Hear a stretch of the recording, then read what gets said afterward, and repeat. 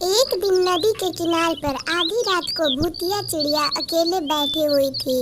वो इंतजार कर रही थी अपने शिकार के। तभी वहां से गुन्नू चिड़िया गुजर रही थी। उस चिड़िया को उदास देख के वो वहां आके पूछती है कि क्या हुआ बहन, तुम इतनी रात को अकेले यहाँ क्या कर रही हो? तुम अपने घोंसले में क्यों नहीं हो?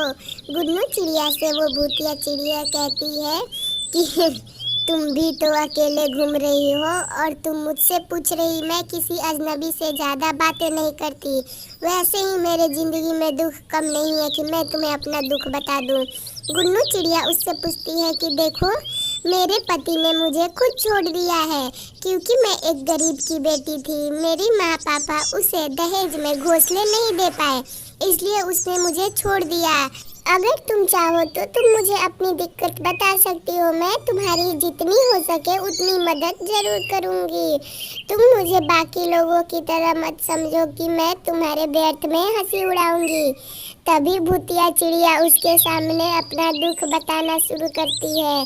अभी तक गुन्नू को बिल्कुल अंदाजा नहीं था कि वो जिस साधारण चिड़िया से बात कर रही थी उसके शकल के पीछे एक बहुत ही खतरनाक और डरावना चेहरा छिपा हुआ था।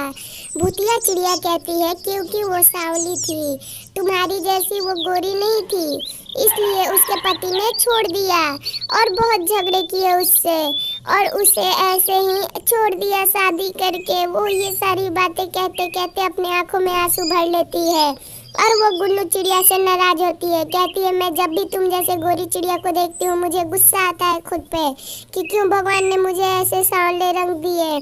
गुन्नू उसे समझाती है कि देखो, जब अगर तुम्हारे पति को तुम्हारे साथ रहना होता तो वो तुम्हारी ऐसी काले पे नहीं जाता चेहरे पे, या तो वो तुमसे शादी नहीं करता। अगर उससे तुम्हारे साथ नहीं रहना था तो अगर वो तुमसे प्यार करता तो वो तुम्हें कभी नहीं छोड़ता, वो कभी ना कभी तुम्हें जरूर छोड़ ही देता। चलो, तुम्हें ऐसे आजाद जिंदगी तो मिली, वैसे पति के साथ तुम ज्यादा दिन रहती तो तुम्हें ज्यादा दुख होता। ये बात सुन के उस चिड़िया के आंखों में आंसू आ जाते हैं और वो अफसोस करती है कि वो अपने पति के लिए जान क्यों दे दी।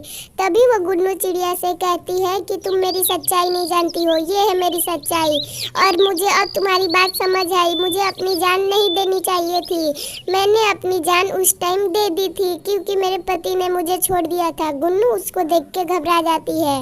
वो उससे कहती है कि देखो दोस्त, तुम मुझे देखकर घबराओ मत, मैं तुम्हें जान से नहीं मारूंगी क्योंकि तुमने मेरी बहुत मदद की। मेरी आत्मा इतने दिनों से बेचैन थी और गुस्से में। अब मैं यहाँ मगरमच्छ बन के रहा करूंगी और तुम डेली मुझसे मिलने आ जाया करना। हम लोग ढेरों बात करेंगे। तुमसे बात करके मुझे बहुत अच्छा लगा। पहले तो मुझे कोई भी पसंद नहीं था, लेकिन अब सब कुछ अच्छा लग रहा है। ऐसी कहानी देखने के लिए मेरा चैनल सब्सक्राइब कर लें और वीडियो को लाइक कर दें।